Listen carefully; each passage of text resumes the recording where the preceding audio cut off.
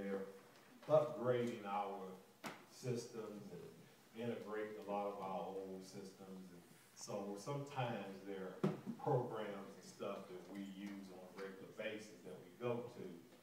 And I clicked on a particular program that I use in my job, and then the screen popped up and it said, down for maintenance. And I got to think about that thing. Down for maintenance. Now, if you understand that when you want to have maintenance, you have to go down. That's right. Some of y'all don't pick it up on the other side of the parking lot. Yeah. You see, some of us don't ever want to shut down for maintenance. We want to continue to run the same old program that we've always ran. Right. But when you're moving from the old program that you have to the new program that you have, there's got to be some time when you go down for maintenance. Because, see, if you don't go down for maintenance, you're just going to keep running that same old program. And if you keep running the same program, you can only accomplish the same task that you've always accomplished. Exactly. But see, if you get to the point to where you recognize that there's some time when you got to go down. Yes. For maintenance. Down for maintenance. That God can then begin to write a new program. He can begin to take you from where you are to where you need to go. Because, see, you got to understand that where we are is not where God wants us to be. That's right. That's right. His goal. Paul said, I don't consider that I'm already at the end of the race. I'm simply running the race. But the one, see, I like that last verse. He says, but you should continue to do what you know. See, a whole lot of times people use this excuse, well, you know, there's just so many things in the Bible I don't understand. Then do the part you do.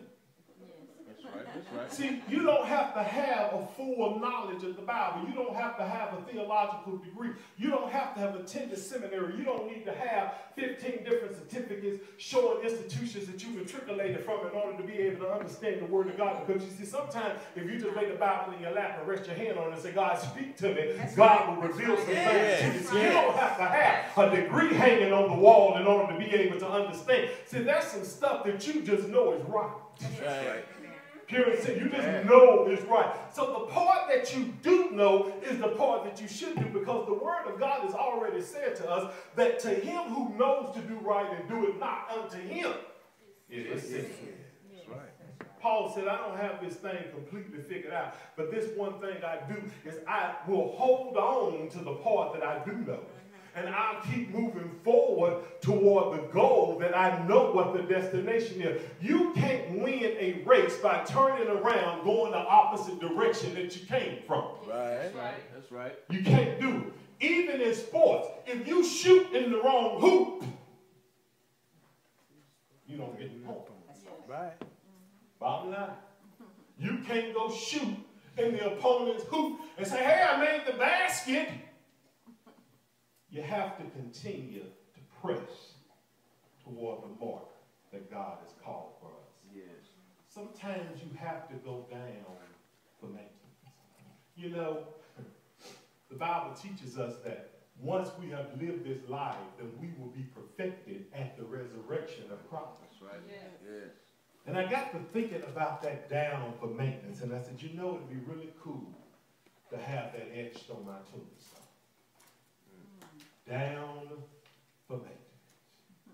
Because on that day, when God called my name, I would have obtained perfection. Yes. Oh, thank you, Jesus.